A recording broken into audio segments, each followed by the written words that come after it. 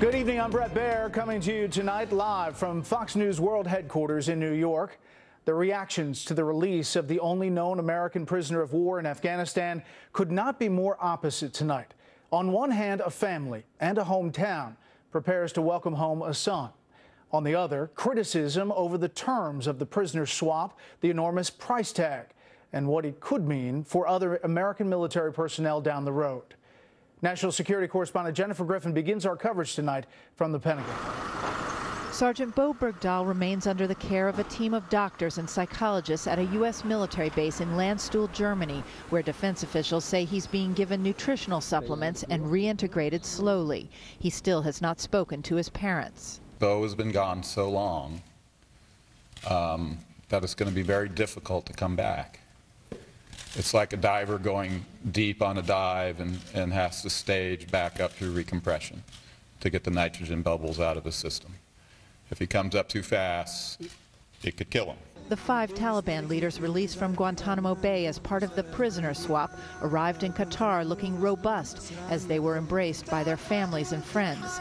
Among them are 2 former deputy Taliban intelligence and defense ministers and Mohammed Fazl, a Taliban commander Human Rights Watch says should be tried for war crimes. There's deep concern about these individuals who are the top, hardest of the hardliners being released and having the opportunity to re-enter the fight. Meanwhile, there are growing claims from members of Bowe Bergdahl's unit speaking out through social media that Bergdahl ought to face charges for deserting. The White House is deflecting that issue. Sergeant Bergdahl was in captivity for 5 years, held against his will, and it was absolutely the right thing to do. En route to Afghanistan, Defense Secretary Chuck Hagel was also asked if Bergdahl would be prosecuted by the military for desertion or worse. Our first priority is assuring his well-being and his health and getting him reunited with his family.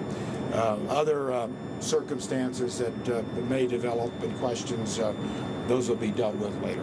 The DoD has never publicly stated that Bergdahl deserted his post, but sources familiar with the investigation into his disappearance say there is evidence he walked off base alone without a weapon in 2009. In 2012, Rolling Stone magazine published emails purportedly between Bergdahl and his father before he was captured, which caused many to question the Army private's intentions.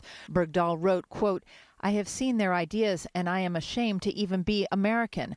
I am sorry for everything. The horror that is America is disgusting." Standing beside the President of the United States in the Rose Garden, Bergdahl's father chose to speak in Pashto, the language of the Taliban, his son's captors. I'd like to say to Bowe right now, who's having trouble speaking English, Bismillah ar-Rahman ar-Rahim, Zayabayem. I'm your father, Bowe. Adding to the confusion, in a statement on Sunday, Bergdahl's father congratulated Bowe. I'm proud of how much you wanted to help the Afghan people and what you were willing to do to go to that length. Meanwhile, members of Congress are accusing the president of breaking the law by failing to notify Congress 30 days before releasing any prisoner from Guantanamo Bay. I think the Obama administration negotiated with the Obama administration if they had to follow the law of Congress, and the Obama administration decided that the Obama administration did not have to call Congress. I mean, this is absolutely ludicrous. While his parents await their son, their pain was evident in his mother's voice. You are free. Freedom is yours. I will see you soon, my beloved son. I love you both. Taliban leader Mullah Omar, in a rare public statement, declared the exchange that led to the release of the Taliban leaders a, quote, great victory. Bret? Jennifer Griffin live at the Pentagon. Jennifer, thank you. Let's learn more about previous efforts to find Sergeant Bergdahl. I talked a short time ago with Michael Waltz, a former Army Special Forces officer who commanded units involved in the search for Bergdahl in 2009. He's also the author of the soon-to-be-released book, Warrior Diplomat, A Green Beret's Battles from Washington to Afghanistan. He is currently Senior National Security Fellow at the New America Foundation. I asked him to think back to when Bergdahl was serving with that unit, what he was doing. Well, as you said, Bret, I was the commander of multiple Special Forces teams along the Afghanistan-Pakistan border, including the province, Paktika province, where Bowe Bergdahl went missing on June 30th, 2009. So I had control of multiple teams across multiple provinces. And as soon as we received word that we had a missing American soldier whose whereabouts were unknown, we essentially stopped everything. Every soldier, thousands of soldiers throughout all of eastern Afghanistan were ordered to stop what they were doing, from reconstruction projects to looking for members of the senior Taliban leadership. Everyone stopped and shifted everything to searching for Private Bergdahl. Well, let me rewind. His capture, as you called it, it's been described by some in multiple news organizations now that he kind of walked off post. Well, Bret, I'm deliberately trying not to use the word capture.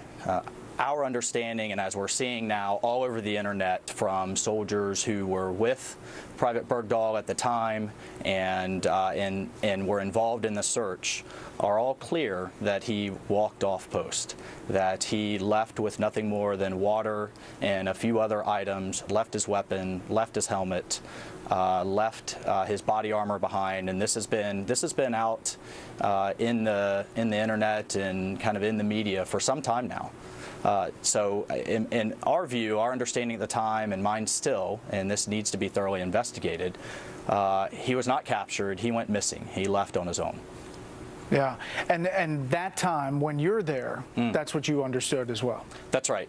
That's right. And what was really disturbing, Bret, frankly, was the Taliban knew we were looking for him.